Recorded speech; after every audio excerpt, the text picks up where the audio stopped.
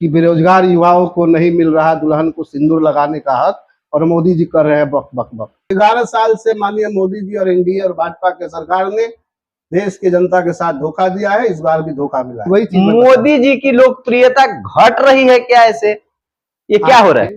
हर गांव में महिलाओं को जबरन गाड़ी में बैठा के उस रैली में भेजा जा रहा था। हर चुनावी में इसको बनाते हैं कि ये उड़ान योजना में शामिल हो गया, ये यहाँ से इतनी तारीख को फ्लाइटें उड़ेंगी, इसका जो है चौड़ी चार दीवारी होना शुरू हो गया, यहाँ पिलरिंग शुरू हो गया, यहाँ इतने बजट पास हो गए।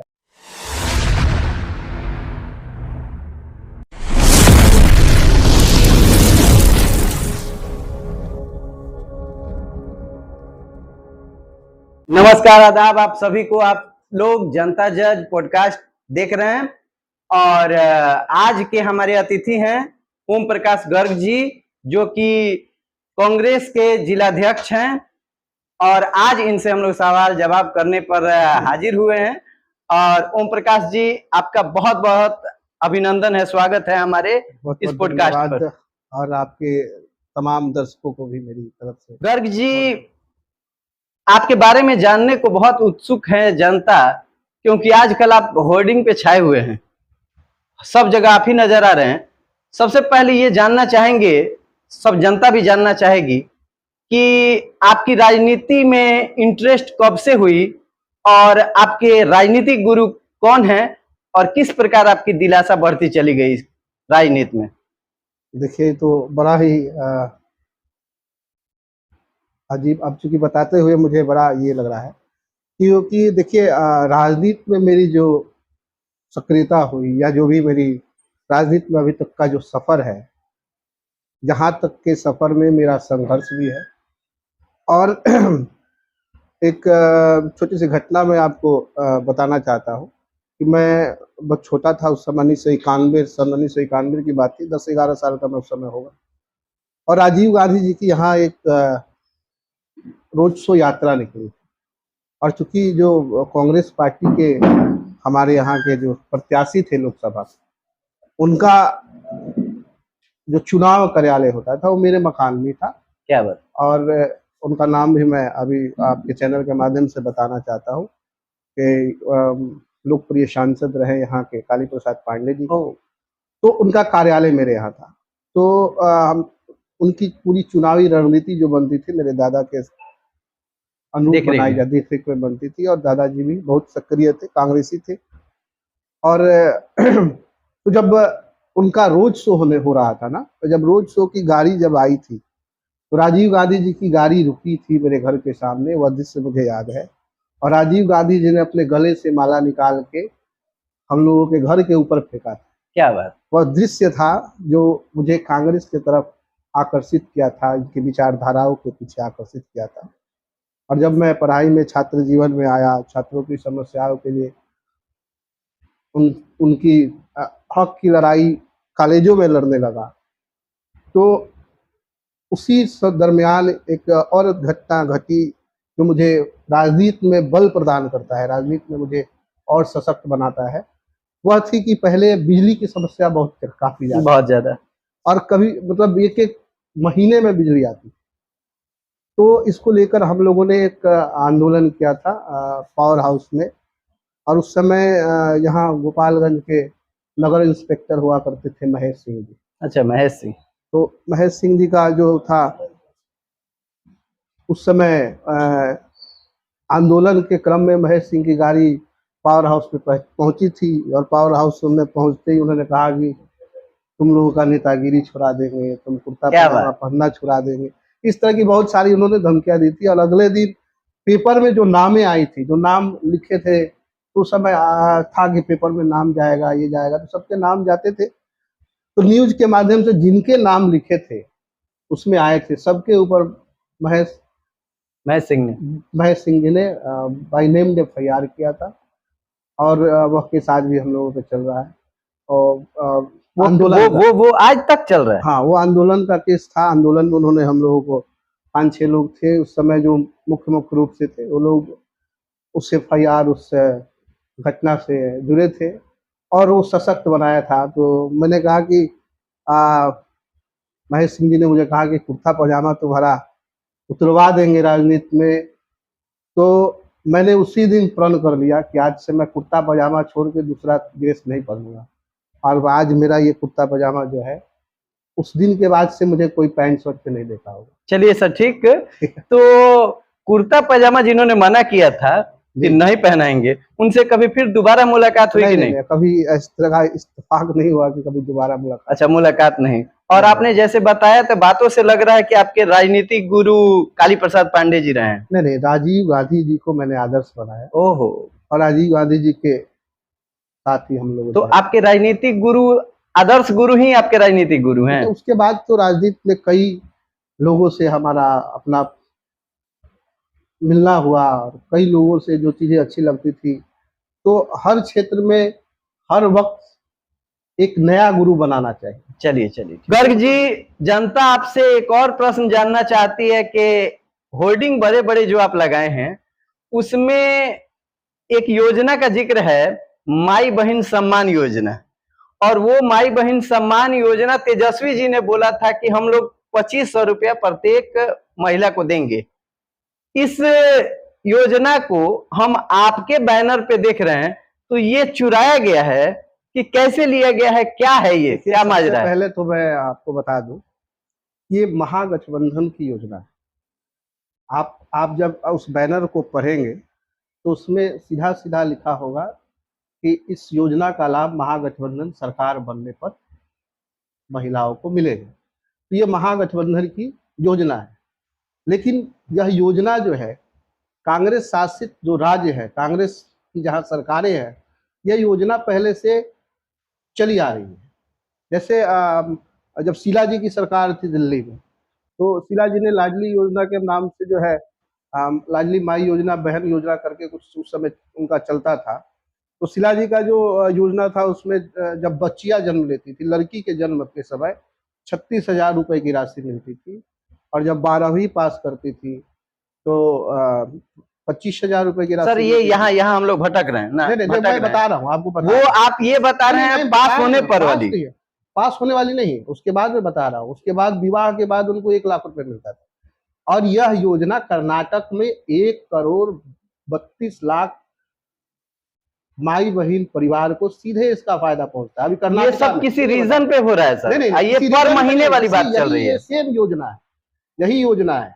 जहां जहां ये योजना है, नाम चेंज हुआ है, लेकिन योजना यही है। क्या हर जगह आपकी सरकार में महीने पर दिया जाता है? ये दिया जाता है, आप पता कीजिए। हिमाचल प्रदेश में पता कीजिए, तेलंगाना में पता कीजिए, और यहाँ झारखंड में जो कांग्रेस की समर्पित जो सरकार है, वहाँ महागठबंधन, वहाँ भी राजद है, सोरेन सरकार, वहाँ भी कांग्रेस की सरकार है। वहाँ तो पिछली बार जो योजना थी तो 1,000 रुपए मिलते थे, लेकिन कांग्रेस ने उस समय, झारखंड सरकार कि जब उस समय चुनाव हुए थे, तो कांग्रेस पार्टी ने वहाँ के मतदाताओं से, वहाँ की माई बहन से यह वादा किया था कि जब हमारी सरकार गठबंधन के सरकार साथ बनती है, तो हम इस योजना को 2500 रुपए में लागू करेंगे, और आज वहाँ की सरकार दे रही है। तो वही योजना है जो हम लोग बिहार में लाए। चलिए, इतनी बड़ी बजट की जो योजना है सर, आप लोग पूरा कैसे करेंगे? देखिए, इसमें बजट, अब आपको लगता है कितनी बड़ी बजट है। ये बजट के नाम पर जो है, सरकार जो है और सरकार सत्तारूढ़ दल के लोग जो है आपको गुमराह कर रहे हैं, यहाँ के जनता को गुमराह कर रहे हैं। ये बजट, यहाँ देखिए, हमने लिखा है कि जरूरतमंद महिलाओं, तो हमारा एक सर्वे है, जितना जरूरतमंद महिलाएं उस कैटेगरी में आएंगी उनको देंगे। और दूसरी चीज है, ये बजट जो है, आप जब अपने यहाँ कोई उद्योग नहीं लाइएगा, आप अपने यहाँ कोई बजट के लाए कोई काम नहीं करेंगे, तो फिर बजट चलाना ही आपको बजट काम है। आप भी तो योजना दे रहे हैं। जो देखिए, अभी हम लोगों ने जो कहा था कि हमारी सरकार जब आएगी तो वृद्धा पेंशन और विधवा पेंशन को 400 से 1400 करेंगे, ये हमारी योजना है। आपने हमारे ही दबाव में आकर सरकार जो है इसको 1100 पे की है, तो फिर उनके लिए बजट कहाँ से आ रहा है? जहाँ ये बजट, देखिए, बजट की, आप ही लोग ब्लेम लगाते हैं कि भाजपा पूंजीपतियों की सरकार है, तो जब आप लोग ब्लेम लगाते ही हैं कि पूंजीपतियों की सरकार है, तो उनको तो पूंजी की नहीं, इसलिए है सर, उनको पूंजी की तो कमी नहीं, लेकिन आप लोग अगर बिना पूंजी वाले हैं तो आप लोग कहाँ से दीजिएगा? आप वही चीज हम बता रहे हैं सर, कि हमारे सरकार बनने के बाद जब उद्योग और धंधे लगाए जाएंगे, और बिहार में जब विकास के काम होंगे, नए नए इन्वेस्टर जब यहाँ बिहार में आएंगे, तब बजट आपका बिहार का ऐसे ही बढ़ेगा। चलिए ठीक। तो बजट के हिसाब से जो है हम लोग जो है हर योजना को लागू करते हैं। आप एनडीए की सरकार जो है करोड़ों रुपए जो है कर्ज माफ करने के लिए बड़े बड़े पूंजीपतियों के लिए बजट है, और किसानों का कर्ज माफ करने के लिए कर ये बजट नहीं है। चलिए सर, हम लोग का प्रश्न था ये कि तो आप बजट माई बहन योजना वो तेजस्वी यादव का नहीं बल्कि गठबंधन का है। महागठबंधन गर्ग जी 20 जून को पूरा माहौल गर्म था इधर का। मोदी जी आदरणीय प्रधानमंत्री हमारे सीवान में आए हुए थे, और आके वो हमेशा आते हैं तो बिहार को कहते हैं मैंने ये दिया मैंने वो दिया, इस बार भी दिए होंगे। ये बात भाजपा प्रवक्ता से ज्यादा अच्छा हम आपसे जानना चाहेंगे कि उन्होंने क्या क्या सौगात दिया। देखिए 11 साल में माननीय मोदी जी ने जो बिहार को दिया है, इस बार भी वही दे के गए हैं। हमने एक पोस्टर भी जारी किया था कि बेरोजगार युवाओं को नहीं मिल रहा दुल्हन को सिंदूर लगाने का हक, और मोदी जी कर रहे हैं बक बक बक। मोदी जी भी अभी भी वही करके गए हैं। क्या मिला है? इसके पहले माननीय मोदी जी ने 600 करोड़ सिवान को दिए गए। वो बजट का आपने कभी भारतीय जनता पार्टी के लोगों को बुलाकर पूछा है क्या? जब उनको भी पूछेंगे, जब उनकी बारी आएगी तो पूछेंगे। आप पूछिए कि पिछले बार का जो बजट आप दे के गए थे 600 करोड़ का कहाँ है? आप बताइए वो कहाँ है? वो माइक से निकलता है, जनता तक पहुंच ही नहीं पाता है। मतलब आपकी पहुंच, माननीय मोदी जी की जो भी बजट की योजनाएं की पहुंच है, वो माइक से मंच के बाहर आते ही खत्म हो जाता है। यानी वो बस वो जुमले हैं। जब जुमले हैं। आप गोपालगंज में महागठबंधन की सरकार में मेडिकल कॉलेज मिला मेडिकल कॉलेज शिलान्यास कर दिए तेजस्वी जी, और बजट भी पास हो गया। काम शुरू हुआ क्या? कहाँ से होता है? बजट पास हो गया, सब कुछ आ चुका है, तो काम शुरू क्यों नहीं करा भाई? क्योंकि आपकी सरकार नहीं रही ना। सरकार तो यही तो चीज है ना। जब हम जो चीजें कर दे रहे हैं आप उसको कर नहीं पा रहे, इसका मतलब जो सरकार में रहेंगे तो अच्छा, इस तरह से देखिए तो आपका सरकार कुछ दिनों के लिए जो बना था, हमने दिया था 5 लाख आप लोगों ने कहा हमने दिया था 5 लाख युवाओं को रोजगार मिला था। रोजगार जो दिया था तो आपने कैसे दिया था? उस समय भी तो नीतीश अभी भी 5 नहीं, अभी भी 5 लाख। अच्छा, गोपालगंज में कोई कुछ भी कर ले, जो गर्ग जी पास करेंगे वही ना होगा कांग्रेस में? नहीं, क्यों पास कहियो, हम पास करेंगे तो होगा। हमारे ऊपर भी आप अध्यक्ष हैं, आपके नीचे ही ना सब लोग हैं। हम जो जानते हैं, ये बात सही है कि गोपालगंज में जो हम जानते हैं कि यहाँ चीज ये कमी है, वो बताएंगे। माननीय नीतीश जी भी जानते हुए उसको अनदेखा कर रहे थे। आज भी पूरे बिहार में सभी विभागों को मिलाकर 5 लाख की नियुक्तियां रिक्त है। 5 लाख इंजन की सरकार, नीतीश की सरकार, मोदी जी की सरकार उस नियुक्तियों को रोक के रखी थी। 10 लाख की नियुक्तियां हम लोगों ने कहा था कि सरकार में बनते ही हम लोग करेंगे। 5 लाख की नियुक्तियां 17 महीने में हम लोगों ने दिया, और 5 लाख की नियुक्तियां जब बारी आएगी महागठबंधन और महागठबंधन में तेजस्वी राजद कांग्रेस और तेजस्वी यादव श्रेय लेंगे, कैसे लेंगे जबकि मोदी नीतीश जी आगे थे? उनको लग रहा था कि ये श्रेय कांग्रेस को जा रहा है, ये श्रेय राजद को जा रहा है, ये महागठबंधन को चला जाएगा। तो फिर तेजस्वी यादव ने पलटी मार दी, सॉरी आपके नीतीश जी ने पलटी मार दिया। मतलब आप यहाँ भी चाहेंगे कि वो सारा जो हुआ था वो तेजस्वी यादव के और महागठबंधन के सहयोग के कारण हुआ था। 5 लाख नियुक्तियां की, जिससे तेजस्वी यादव के नेतृत्व में ये सारे नियुक्ति पत्र बांटे। फाइनली जो सिवान में मोदी जी आए वो सौगात क्या दिए? बस माइक से कुछ सौगात नहीं, तो सरकार मैंने बता ही दिया कि माननीय मोदी जी और एनडीए की सौगात माइक से निकलते मंच के बाहर तक खत्म हो जाता है। पूरा रैली जो था, पूरा रैली का जो व्यवस्था था, ऐसी कोई प्रशासनिक तंत्र नहीं था जो उस रैली में भीड़ लाने के लिए इकट्ठा नहीं किया गया। ना, इस पर भी हम लोग आएंगे, इस पर आएंगे। जी अभी पहले जहाँ थे वही रहे। ये रैली सरकारी खर्चों पर इस पर आएंगे सर। गर्ग जी रुका जाए, इस पे आएंगे हम लोग। लेकिन आपने कह दिया कि जो आए थे मोदी जी 20 जून को, वो बस चुनावी जुमले देके चले गए थे। भाजपा वाले भी ये सुन रहे हैं, भाजपा वाले आएंगे तो इनका जवाब देंगे। 11 साल से माननीय मोदी जी और एनडीए और भाजपा के सरकार ने देश के जनता के साथ धोखा दिया है। इस बार भी धोखा मिला। हमारे आदरणीय प्रधानमंत्री नरेंद्र मोदी जी जब हमारे सीवान में आए थे तो हर क्षेत्र में सरकारी महकमे से लोगों की ड्यूटी दी गई थी कि गाड़ियों को भर के आपको ले जाना है। एक लड़का दीपक सिंह कश्यप है, उसने बतौर उसको मेंशन भी किया था बहुत अच्छे से कि गाड़ियां यहाँ देख लीजिए, यहाँ गाड़ियां से भर के ले जाया जाए। देखिए इसमें किसको ले जाया गया? आशा लोगों को और आंगनबाड़ी केंद्र के लोगों को, और ये जितने भी ये हैं सरकारी महकमे में महिलाएं हैं, उनको कहा गया कि आप लोगों को वहां पहुंचना है रैली में, और रैली में पहुंचना है। और मजे की बात देखिए क्या हो रहा है कि उनको ड्रेस में, यूनिफॉर्म में नहीं जाना था, सिविल में जाना था। देखिए साहिल सर, मैं नहीं, प्रश्न हो जाए तो बस उनको मतलब सिविल में जाना था कि पब्लिक बन के जा रहे हैं, इससे क्या पता चल रहा है? नहीं, मेरा प्रश्न अभी नहीं। वही चीज मोदी जी की लोकप्रियता घट रही है क्या? ऐसे ये क्या हो रहा है? आपको मैं बस सीधा सीधी यही, इस रैली को सफल बनाने के लिए सरकार की जितनी भी तंत्र थी, जी, सरकार का जितना भी तंत्र था, उसको लगा दिया गया था अपहरण तंत्र के माध्यम से इस रैली को भरना। क्योंकि जो तंत्र का इस्तेमाल सरकार के प्रशासनिक अधिकारी कर रहे थे, हर गांव में महिलाओं को जबरन गाड़ी में बैठा के उस रैली में भेजा जा रहा था। जो महिलाएं इच्छुक नहीं थी, उनको भी जबरन गाड़ी में बैठा के उनको भेजा जा रहा था कि अगर तुम नहीं गए तो तुम्हारी सारी सरकारी व्यवस्थाएं बंद कर दी जाएगी, तुमको राशन मिलना बंद हो जाएगा। इस तरह का माहौल बना के जो है धमकी दी गई महिलाओं को तंत्र से। आप कह रहे हैं कि धमकी दिया गया? नहीं, अपहरण, एक तरह से अपहरण करके उनको बैठा के उस रैली में छोड़ा गया। यानी कि वो अपने मन से नहीं गए हैं? कोई नहीं गई है। आप जो देखिए सेविका आंगनबाड़ी सेविकाओं को देखिए, उनको जबरन कहा गया कि आपको ड्रेस में नहीं जाना है। आप जीविका दीदी को देखिए, जीविका दीदी को भी जबरन वहां गया है। और यहाँ की नहीं, यहाँ जन वितरण प्रणाली चलाने वाले पंचायत के जो लोग हैं, गांव को लोग हैं, उनके ऊपर सरकारी तंत्र के द्वारा कहा गया कि आपको 20-20 लोगों को लेकर जाना है जबरदस्ती, अगर नहीं गए तो तुम्हारे जन वितरण प्रणाली को मैं कैंसिल कर दूंगा। ऐसी घटनाएं हुई है। मतलब कि बहुत तो यहाँ नहीं, और छपरा से लेके सिवान, गोपालगंज और इधर के जितने भी एरिया थे, सभी जिलों में यही व्यवस्था हुई है। और माननीय मोदी जी की रैली में जो एग्जाम 20 तारीख को होने वाला था, उसको आप बढ़ा देते हैं, 23 तारीख कर देते हैं। ये क्या है भाई? आप छात्रों की जो पहले से निर्धारित एग्जाम है, उसको भी आप रैली के लिए स्थगित करा देते हैं।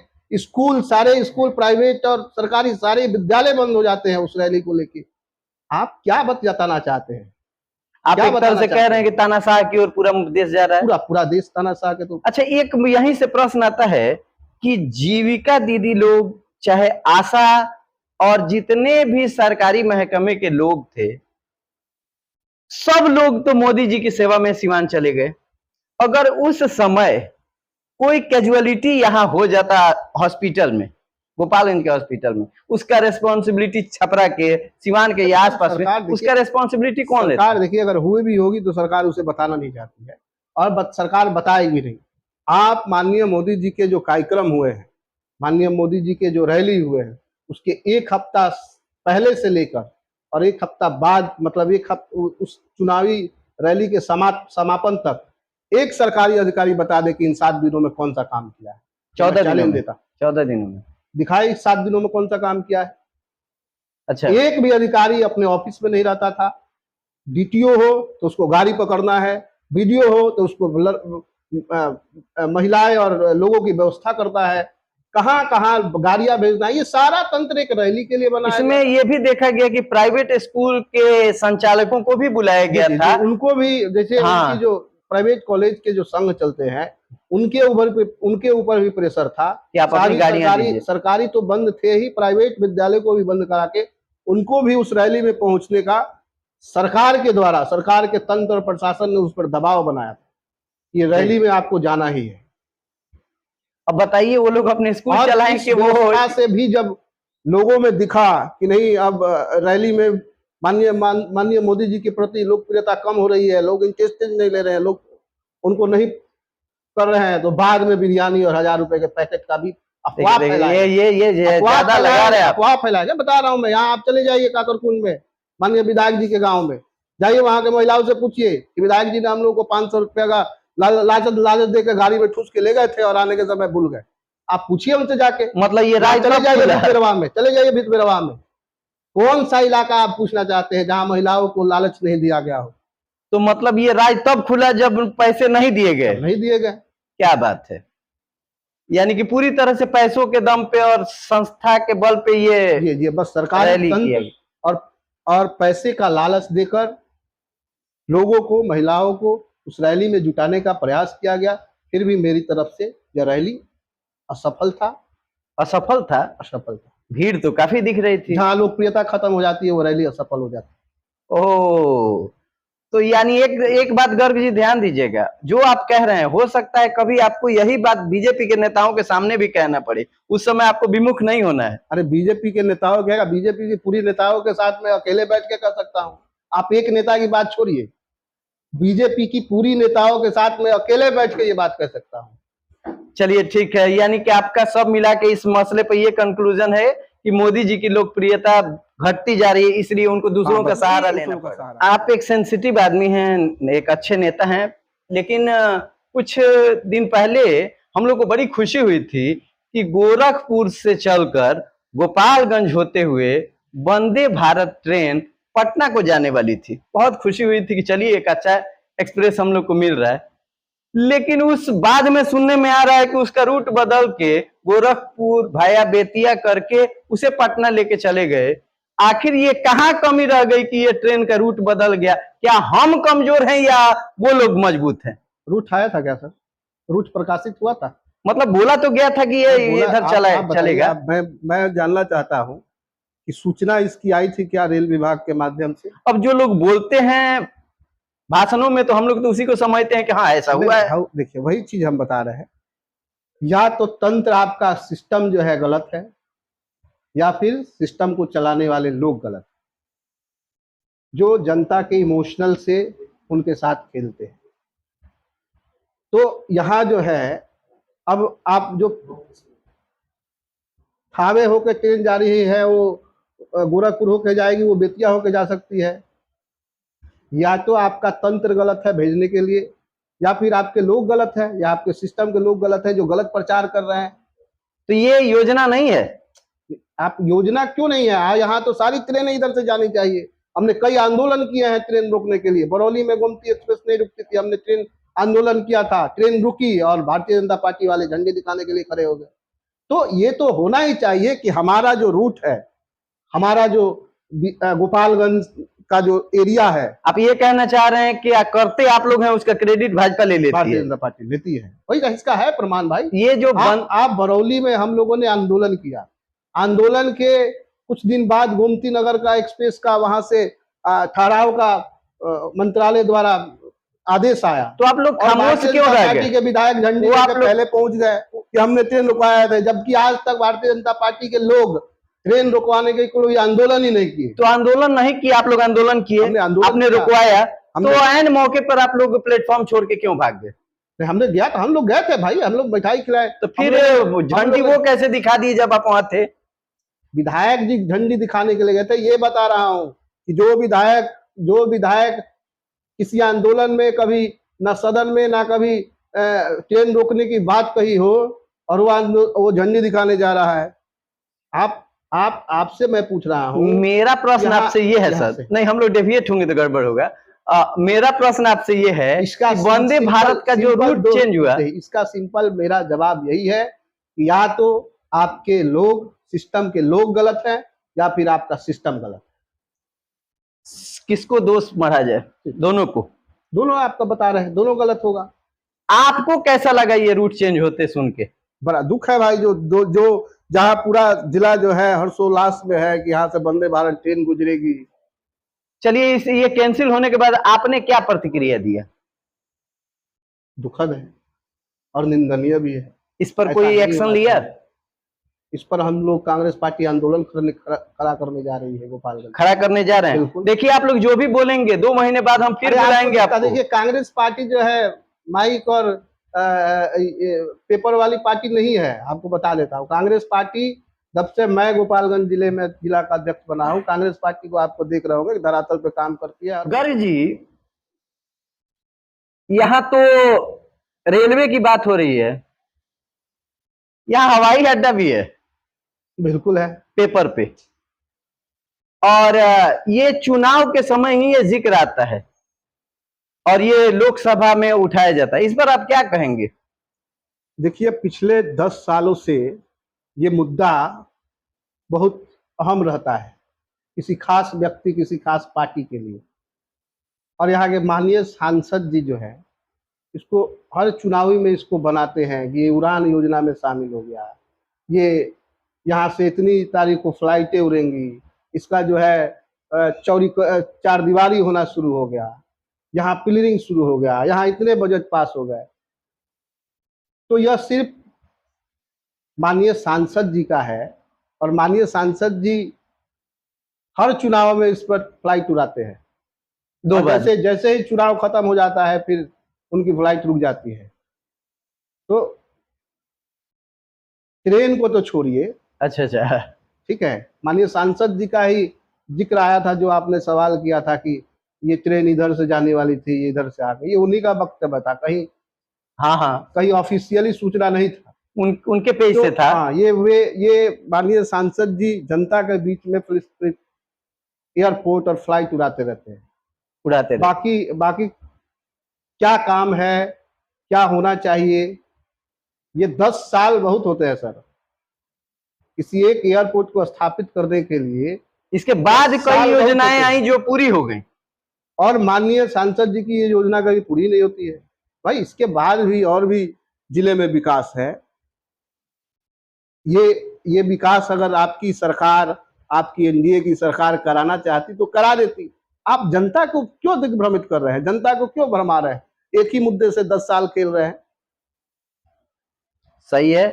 तो आपको टोटल मतलब यही कहने का मतलब है कि एरोप्लेन तो एरोप्लेन है, जो ट्रेन मिलने वाला था वो नहीं मिला। कुछ दिन पहले एक मामला बड़ा तूल पकड़े हुए था, जब राहुल गांधी आए थे और वो छात्रों के बीच हॉस्टल में मिलने गए थे, तो उनको मिलने नहीं दिया गया। इस मिलने नहीं दिया गया जिस पर कांग्रेस ने बहुत ज्यादा आरोप लगाया कि बहुत कमियां हैं, कमियां उजागर न हो जाएं, इसलिए उनको मिलने नहीं दिया गया। इस पर आपकी क्या प्रतिक्रिया है? मेरी प्रतिक्रिया तो ये है कि मैं आपको बता दूं कि राहुल गांधी जी के बिहार दौरे से एनडीए घबरा गई है। और एनडीए के घबराने के कारण ही है कि जब माननीय राहुल गांधी जी यहाँ के छात्रों की समस्याएं, उनकी बातें जानने के लिए आ रहे थे, और एक तरफ जो है पूरे बिहार में नौकरी दो पलायन रोको यात्रा चल रही हो, और जहां पूरे बिहार के युवा कांग्रेस को एक आशा भरी निगाहों से देख रही हो, उस समय राहुल गांधी जी जब छात्रों की समस्या को लेकर हॉस्टल जाना चाह रहे थे, उस हॉस्टल की परिस्थिति से आप वाकिफ हो गए। वह हरिजन छात्रावास था और अंबेडकर छात्रावास था। वहां के लोग, वहां के छात्र काफी बेहद पीड़ा में वहां रह रहे थे, और वहां के जो छात्र थे उनसे मिलना, उनकी समस्या जानना, उनको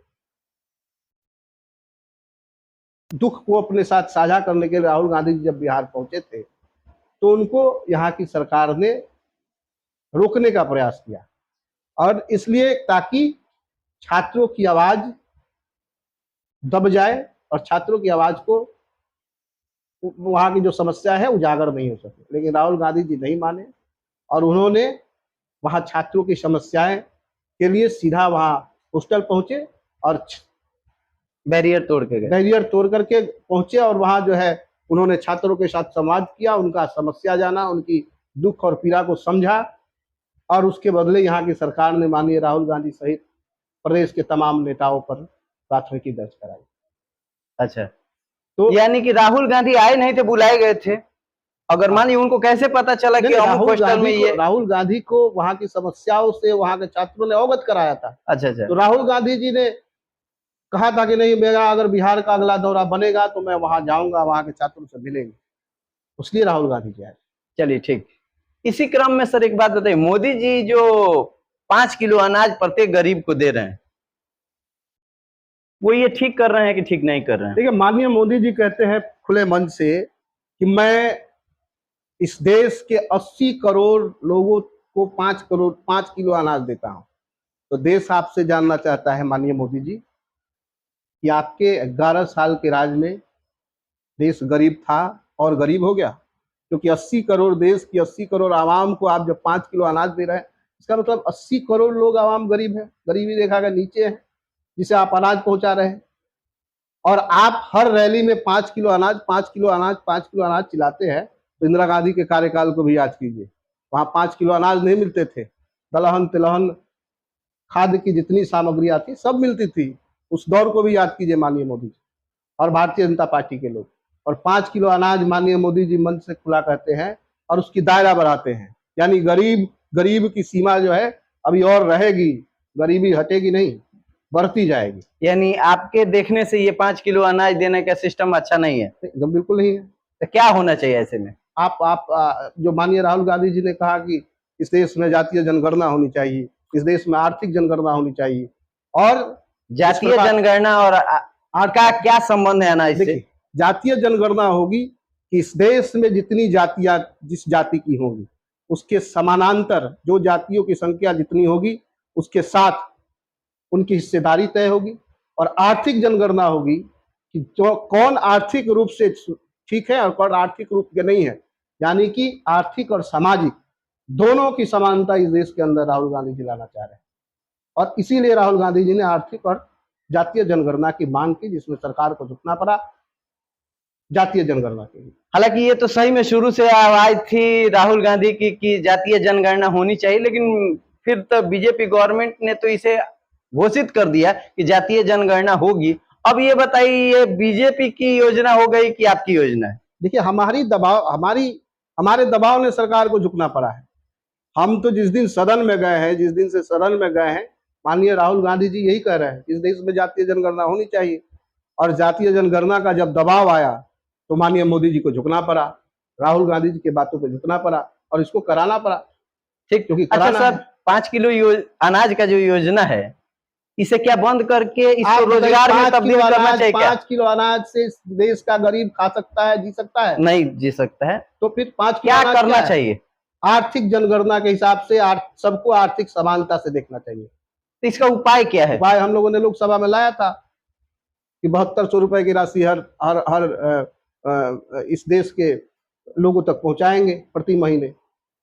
ये उपाय था। बिना कुछ किए हुए तब तो देश के लोग और निरंकुश बन जाएंगे कि जब बिना कुछ किए ही हमको जब पैसा मिल रहा है। आप रोजगार नहीं दे रहे हैं, या तो रोजगार का सृजन कीजिए, रोजगार उपलब्ध कराइए, आप उस तरह की व्यवस्थाएं बनाइए। तो इसकी अनाज के बदले क्या योजना, रोजगार दिया जाए तो बेहतर है। रोजगार दीजिए सबको। जो है आप 5 किलो अनाज में अभी तक निपटा के रखे हैं, तो आप 5 किलो के बदले फिर 5 किलो ही क्यों सोच रहे हैं? 5 किलो से बेहतर सोचिए ना। गरीब गरीब ही रहे, गरीब कभी गरीबी से उठे नहीं।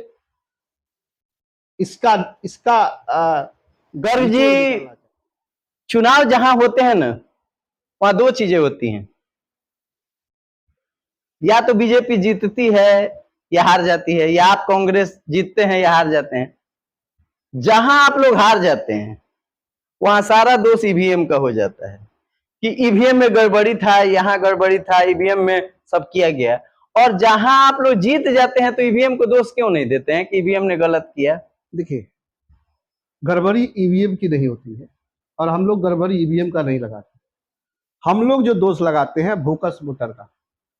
आप देखे होंगे कि महाराष्ट्र में जो वोट की संख्या बढ़ जाती है, जो भी चुनाव हुए हैं राज्य के अंदर, उन राज्यों में देखिएगा तो कुछ वोटर जो हैं, आज हम लोगों का सीधा जवाब चुनाव आयोग से होता है कि वो वोटर कहाँ के हैं। वही वोटर महाराष्ट्र में घूम रहे हैं, वही वोटर दिल्ली में घूम रहे हैं, वही वोटर मध्य प्रदेश में घूम रहे हैं। तो एक ही वोटर 3 जगह। आप उठा के देखिए, हम लोगों का क्लेम यही था कि जो वोटर लिस्ट, जो ईपी का आईडी एक से दूसरा नहीं हो सकता है, वह ईपी का आईडी महाराष्ट्र में भी कैसे है, वह ईपी का आईडी वह यहाँ मध्य प्रदेश में कैसे है, दिल्ली में कैसे है। इसी का तो जवाब चुनाव आयोग नहीं दे पा रही हम लोगों को। तो यही वोटर जो है, आपके माध्यम से मैं बता रहा हूं कि भारतीय जनता पार्टी की टीम, यही सवाल आप लोग खुद के जीतने पर क्यों नहीं करते? भारतीय जनता पार्टी की टीम वोट और बूथ मैपिंग के नाम से उनकी एक बहुत बड़ा टीम बिहार के अंदर हर बूथ पे काम कर रही है। जो इनको लगता है कि हमारा वोटर नहीं है, उसको वोटर लिस्ट से नाम हटा दो। आप वोटर लिस्ट से नाम हटाने की प्रक्रिया जानिए कि वोटर लिस्ट से नाम हटता कैसे है। बीएलओ देता है चुनाव मुझे पता जिला है, निर्वाचन पता आयोग है। को, और वहां से स्टेट निर्वाचन आयोग जब ओके करता है तो नाम हटते हैं। लेकिन जब चुनाव आते हैं तो देखिए, वोटर मैपिंग के नाम से भारतीय जनता पार्टी और शासक के लोग वोट मैपिंग करके दे देते हैं कि ये चुनाव लोगों से हटा, और बीएलए आसानी से, यहाँ के अधिकारी आसानी से हटा देते हैं। जब चुनाव का जो फाइनल वोटर लिस्ट जारी होता है तो उस वोटर लिस्ट से उसका नाम ही गायब है। होता है। एक वोटर लिस्ट जो पहले होता है उसमें इसका नाम है, लेकिन फाइनल जिस वोटर लिस्ट पे चुनाव होने वाला है उसमें से उसका नाम गायब है। ये बीजेपी कराती है, ये भारतीय जनता पार्टी तो आप लोग उस समय कहाँ रहते हैं? ये इस पर हमारी पैनी नजर है। इस बार के चुनाव में बिहार में ऐसा होने नहीं जाएगा।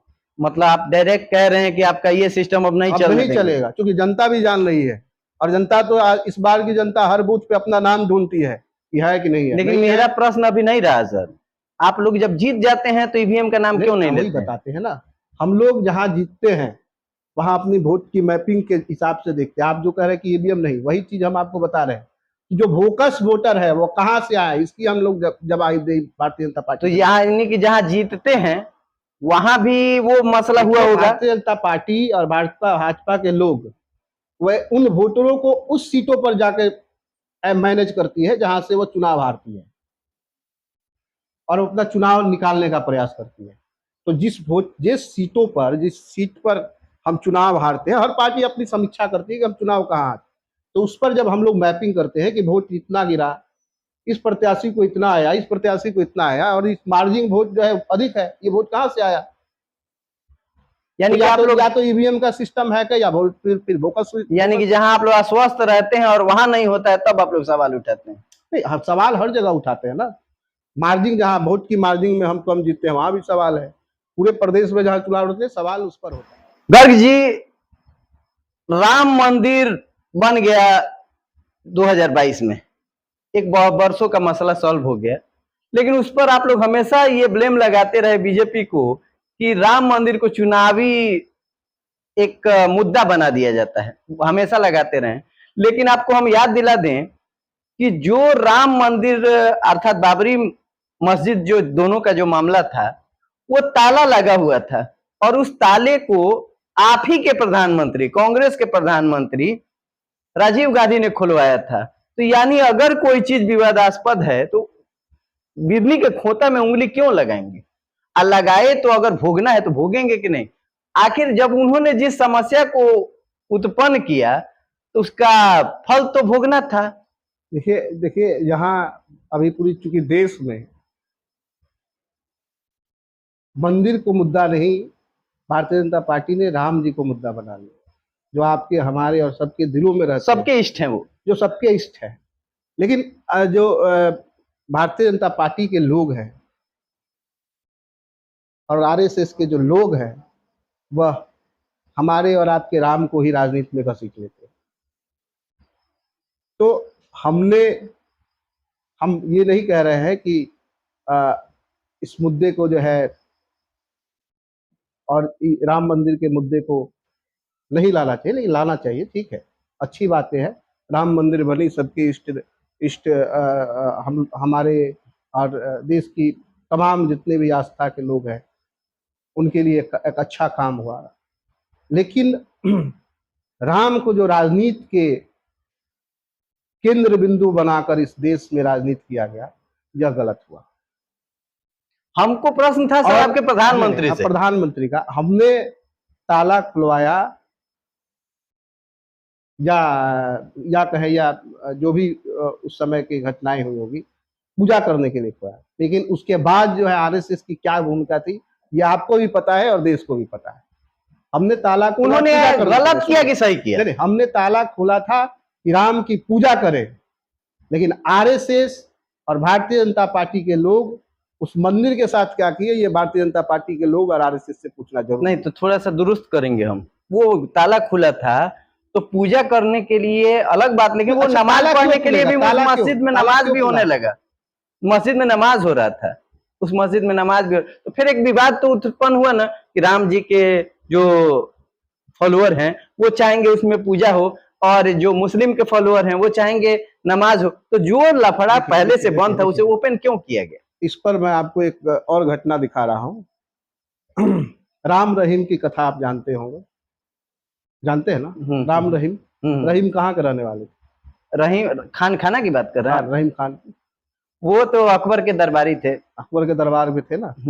तो आप जब जाइएगा ना मथुरा, तो जो मस्जिद और मंदिर बना है हाँ। वो राम रहीम के तर्ज पर बना है, ठीक है।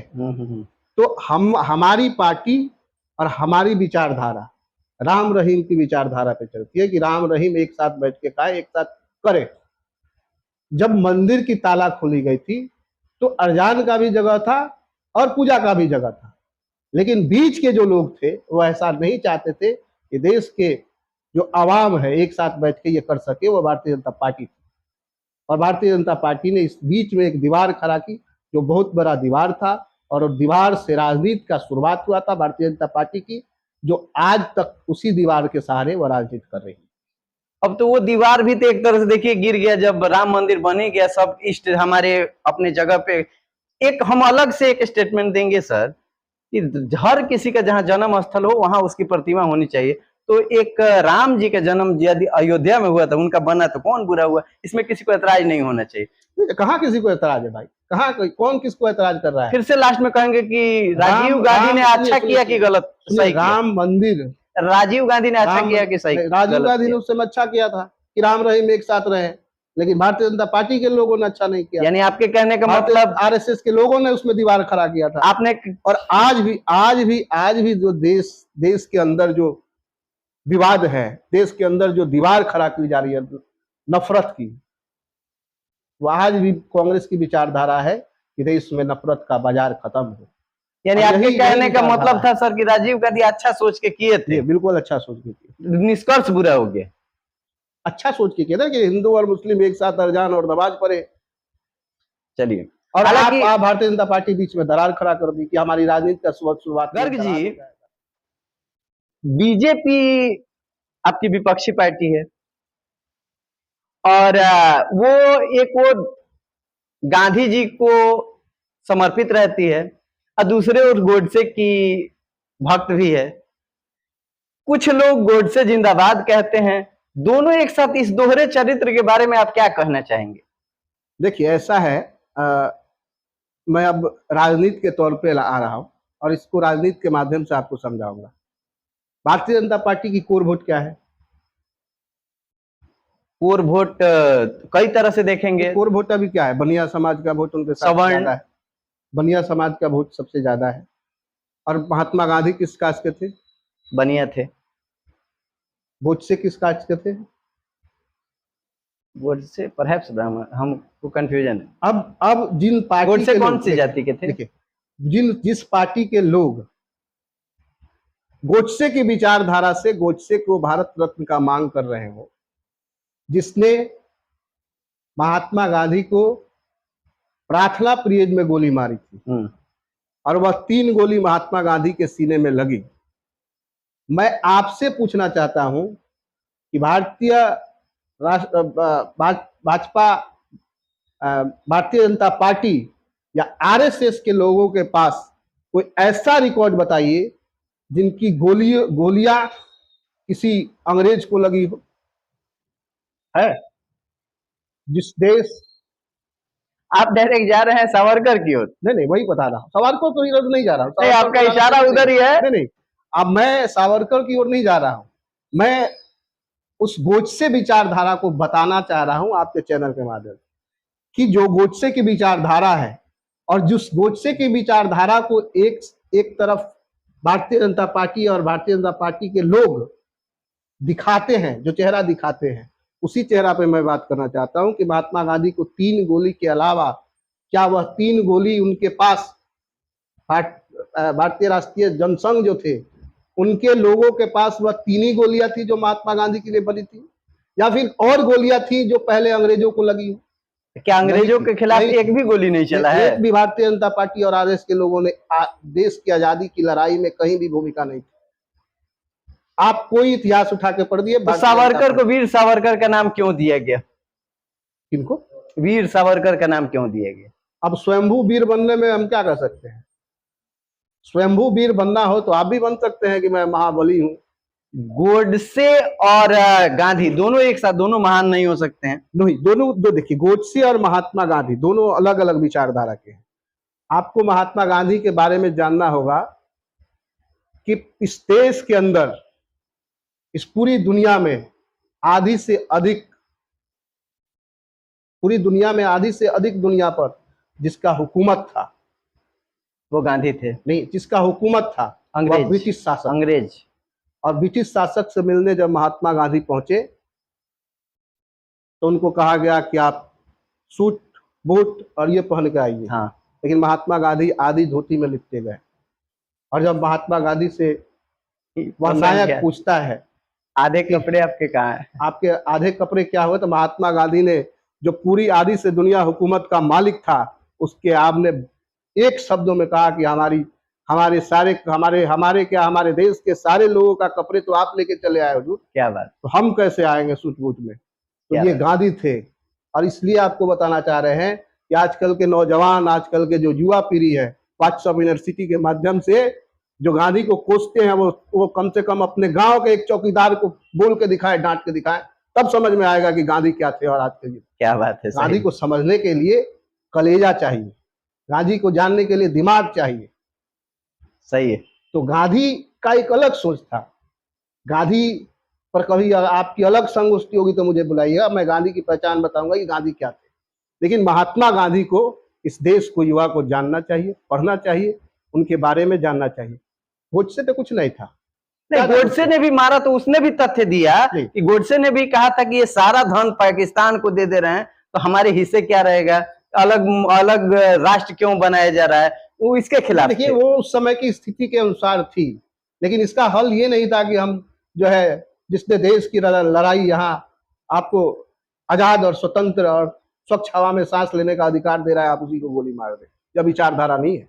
और आज उसी विचारधारा पर भारतीय जनता पार्टी, यानी कि आप पूरी तरह से गांधीवादी हैं। आप भारतीय जनता पार्टी गोडसे की विचारधारा पे इसलिए काम कर रही है कि आपसे वोट लेती है, आप ही से हुकूमत चलाती है और आप ही के सीने में गोली मारती है। क्या बात, आप ये डायरेक्ट इल्जाम लगा रहे हैं।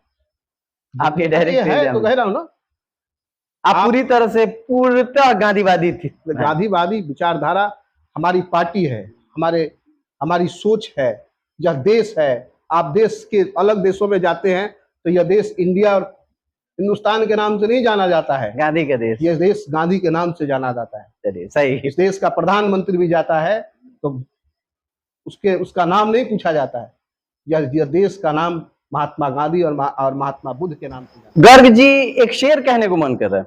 बिल्कुल। चुनाव से पहले नेताजी हमदर्द बन जाते हैं और चुनाव बीतते ही जनता के सरदर्द बन जाते हैं।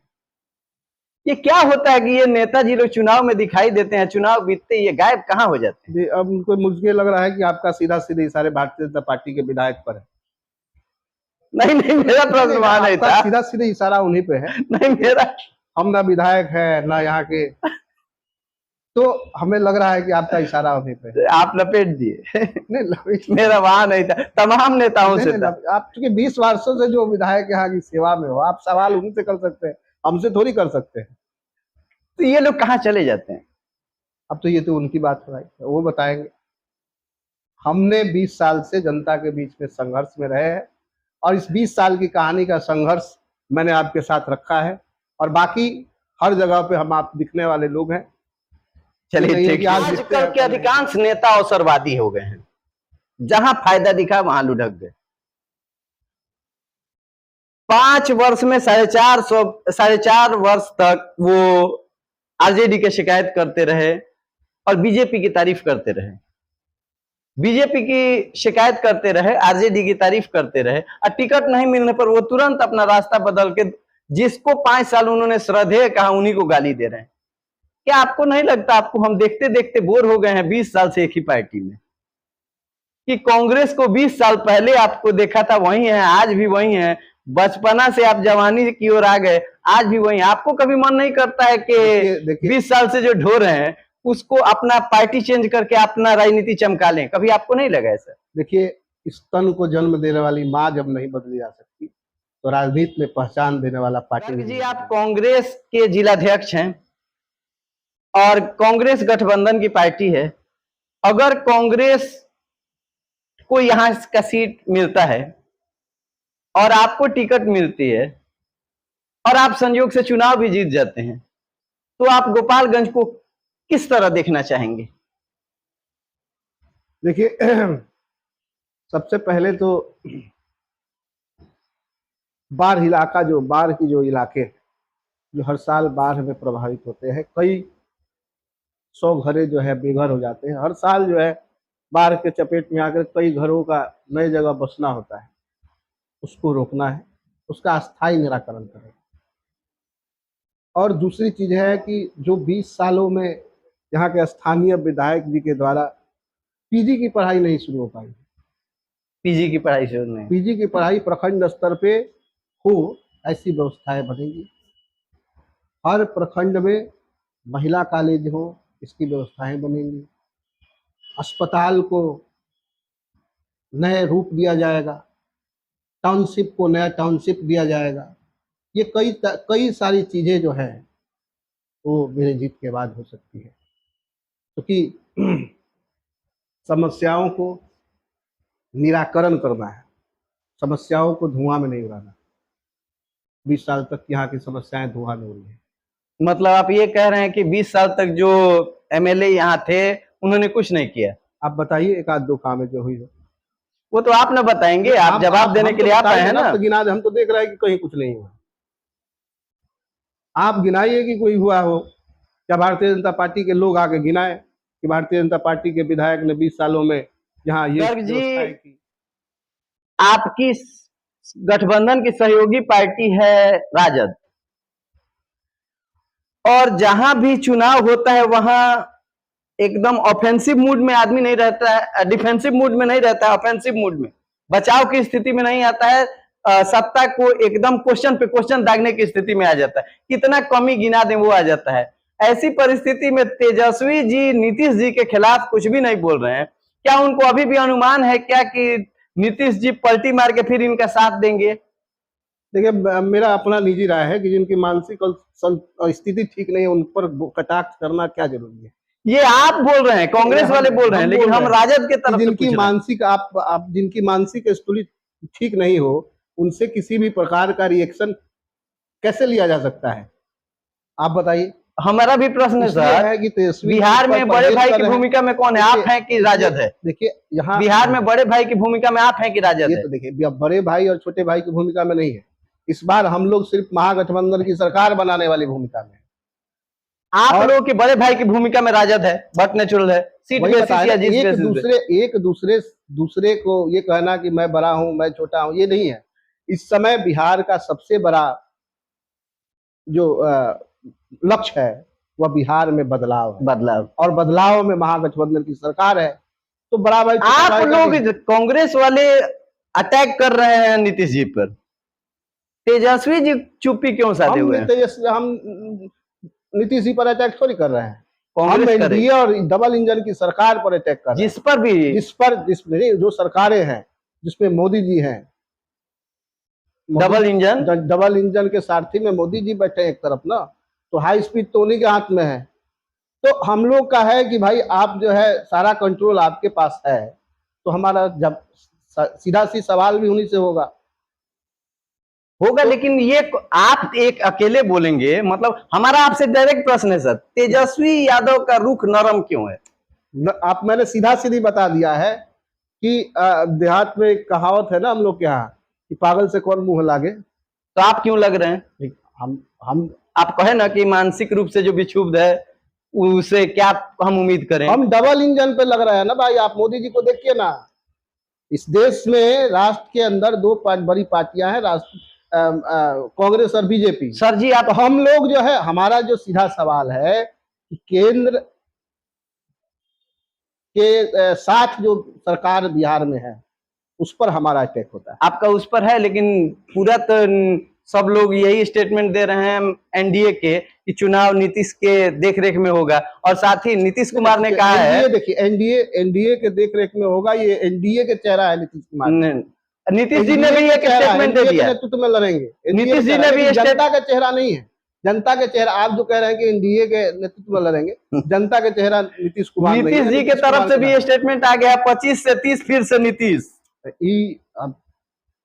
और राजद और महागठबंधन के तरफ से भी नारा आ गया है कि 2025 और नीतीश फिनिश। ठीक है, फिर से 2025 नीतीश फिनिश, ये भी नारा आ गया है। ये नारा आ गया है। तो 2025 में नीतीश फिनिश। थोड़ी बहुत है कि जो तेजस्वी यादव जो है वो खामोश, मैं नहीं, जनता ने, पूरे हिंदुस्तान की जनता ये जानना चाहती है कि राहुल गांधी आपके सुप्रीमो हैं, कांग्रेस पार्टी के सुप्रीमो हैं, जननायक है सर देश के। जननायक आप कहिए, वो पूरा देश कह रहा है। नहीं, जननायक आप कहिए, तो सुप्रीमो है जो, कभी उनको देखते हैं कि कुलियों के बीच में जाके कुली के जैसे बन जाते हैं, कभी उनको देखते हैं कि खेतों में जाके वो धान बोने लगते हैं, कभी वो देखते हैं कि चमड़े के दुकान पे जाके चमड़े वाले काम में दिखने लगते हैं, कभी व्यापारियों के साथ बैठ के व्यापारियों जैसे हो जाते। ये बहुरूपिया वो दिखाते हैं कि वो सिंपलिसिटी दिखाते हैं। बहुरूपिया आपका शब्द है, ये आरएसएस का शब्द है। नहीं, मतलब है क्या है ये, सच्चाई हमको जानना है कि किसी को दर्द समझने के लिए उस काबिल बनना पड़ता है, उसके लायक बनना पड़ता है। हमें पेन है, इस पेन का महसूस जब तक हमें चोट नहीं लगेगी, हम नहीं कर सकते। तो कुलियों का जो आप कह रहे हैं कि जो ड्रेस में दिखते हैं, वह उस दर्द को जानना चाहते हैं, वह पहन के, वह उस मोची के दर्द को जानना चाहते हैं, मोची के साथ बैठ, किसानों के साथ बैठ। क्या एक घंटे में रह के कोई किसी के दुख को जान सकता है? क्यों नहीं जान सकता है सर? आप क्यों नहीं जान सकता है? जो मोची जूता सिलते समय हाथों पे मार देता है हथौड़ा, क्या राहुल गांधी ने मारा होगा? आप 2 दिन से आप बिल्कुल मारा होगा। आप जो देख रहे हैं कि उनके साथ बैठ के जो है चप्पल बना रहे हैं, और उन्होंने एक पूरा जूता तैयार किया वहां बैठ के, मोची के साथ बैठ के। तो ये भारतीय जनता पार्टी और आरएसएस के लोग ऐसे ही बनाते हैं। लेकिन राहुल गांधी जी 100 रुपए की टी शर्ट पर 4000 किलोमीटर की यात्रा किए हैं। लेकिन यह देश का प्रधानमंत्री और इस देश का दुर्भाग्य है कि लाखों का सूट पहन के जनता के बीच तक नहीं पहुंच पाए।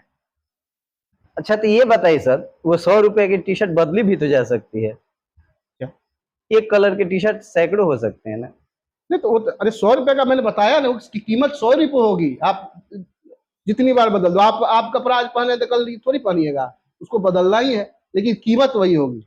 हमने लाखों का सूट नहीं बदला है, हमने टी शर्ट बदला है 100 रुपए का। आप यही ना तंज कस रहे हैं, ये सब लोग जान जाएंगे, तंज कस रहे हैं मोदी जी के लिबास पे कि वो लाखों के कोट वगैरह सब, चश्मा सब ये आप लोग सवाल पूछिएगा नहीं। अच्छा चलिए, आप भारतीय जनता पार्टी के वो उनका एक व्यक्ति से कहिए जो अपने आप को सबसे बड़ा नेता कहता हो, सबसे बड़ा इस देश का ये कहता हो, रहनुमा कहता हो, वो कह दे कि जो राहुल गांधी जी ने पद यात्रा किया था 4000 किलोमीटर की, उसकी आधी करके दिखाए। नहीं आधी तो आधी से आधी करके दिखाए। नहीं है, राहुल गांधी जी ने 4000 किलोमीटर की पद यात्रा कन्याकुमारी से जम्मू कश्मीर तक इन्हीं लोगों के दर्द को जानने के लिए किया था।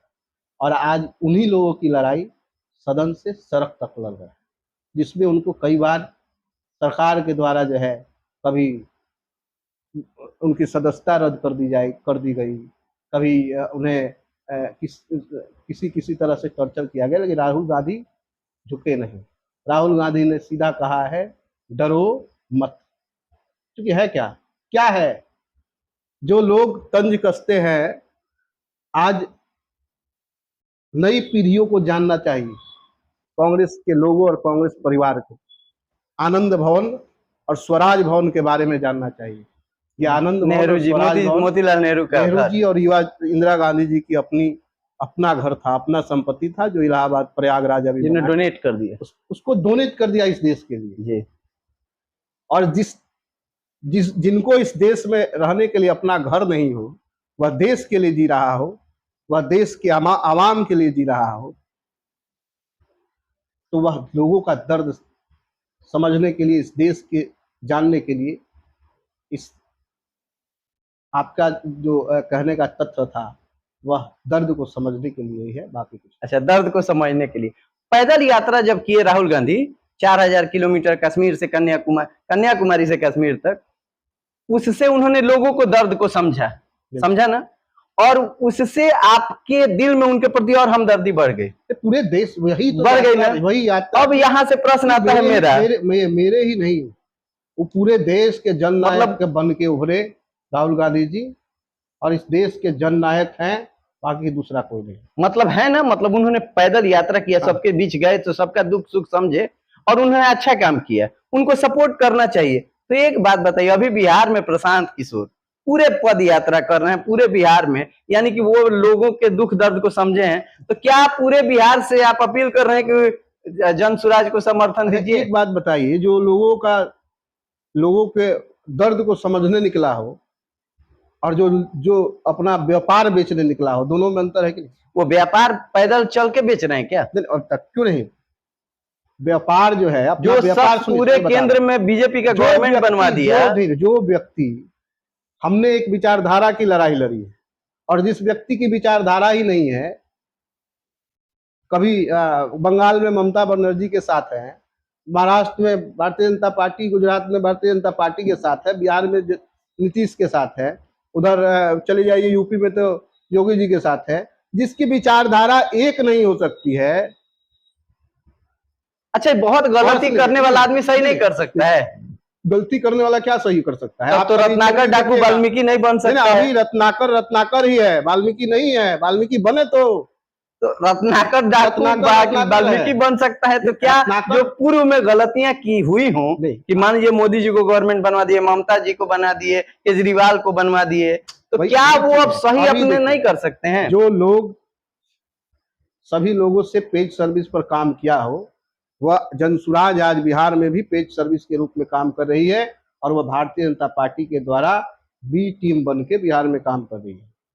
लेकिन ऐसे कुछ दिन पहले आप लोग इल्जाम इस पर भी लगाते थे ओवैसी के पार्टी को, AIM को, वो भी है कि वो बी टीम है, लेकिन उसका भी एक इल्जाम आप पर है कि आप लोगों से जब वो गठबंधन करने को कहती है तो आप लोग क्यों नहीं करते हैं? अगर सब समाजवादी पार्टी है तो आप लोग ओवैसी के पार्टी को क्यों अपने में नहीं करते हैं? हमारी विचारधारा नहीं है। जो विचारधारा, उसका क्या विचारधारा? उसका भी तो यही विचारधारा है कि बीजेपी के अगेंस्ट रहेंगे। वह विचारधारा के साथ है। जो विचारधारा में हमारे तैली नहीं खाते हैं, जो तालमेल में नहीं है, वो नहीं है हमारे साथ। ओवैसी का तो सारा नारा देश हित के लिए है, सबके साथ की बात करता है, वो तो किसी अपने पर्टिकुलर तो बात करते नहीं है, तो फिर उनको आप लोग साथ में क्यों नहीं? वो भी समाजवादी विचारधारा से है। हमको थोड़ी रखना है, ये उनकी और ऊपर लोगों की बात है। हम तो विचारधारा से लड़ने वाले लोग हैं, जिनकी विचारधारा हमारे धरातल पर नहीं मिलेगी, हम तो विरोध करते ही रहेंगे। आप उनको शामिल नहीं करते हैं, दूसरे विरोधी बताते हैं। शामिल इसलिए नहीं करते हैं कि उन्होंने भारतीय जनता पार्टी के साथ उनका भी बी टीम बना हुआ, इसलिए जहां जहां गठबंधन की चुनाव होती है, महागठबंधन लड़ती है, भारतीय जनता पार्टी के इशारे पर ओवैसी की टीम खड़ा होती है। तो वो अगर आपके साथ आ जाए तो क्या उन्हें रखेंगे अपने साथ? ये इसका जवाब हम थोड़ी देंगे, हमको थोड़ी रखना है। क्या आप हमसे पूछ रहे हैं? अभी तो कांग्रेस यानी ओम प्रकाश गर्ग यहाँ है हमारे सामने। बिल्कुल। तो सवाल क्या हम राहुल गांधी से पूछेंगे? नहीं, सवाल आपको राहुल, क्योंकि आप सवाल जो है यहाँ के स्तर तक पूछिए ना। यहाँ का अगर ओम प्रकाश गर्ग है तो ओम प्रकाश के लेवल तक का सवाल पूछिए, मैं उसका जवाब चलिए ठीक है। अगर कोई जनसुराज का नेता गोपालगंज में जो पद यात्रा में शामिल रहा वो इलेक्शन में खड़ा होता है, तो क्या उसके मेहनत के बेस पे उसे यहाँ जीतने के लिए अपील करेंगे? ये पीला हेमलेट और पीला टैक्सी दोनों एक समान है, बस। चलिए, अच्छा लगा गर्ग जी आपसे बात करके, और आपने इतना समय दिया और हमारे सारे सवालों का आपने स्तर से बढ़िया जवाब दिया। आपने आप आए यहाँ, इसके लिए बहुत बहुत धन्यवाद। गर्ग जी आपका बहुत बहुत अभिनंदन है।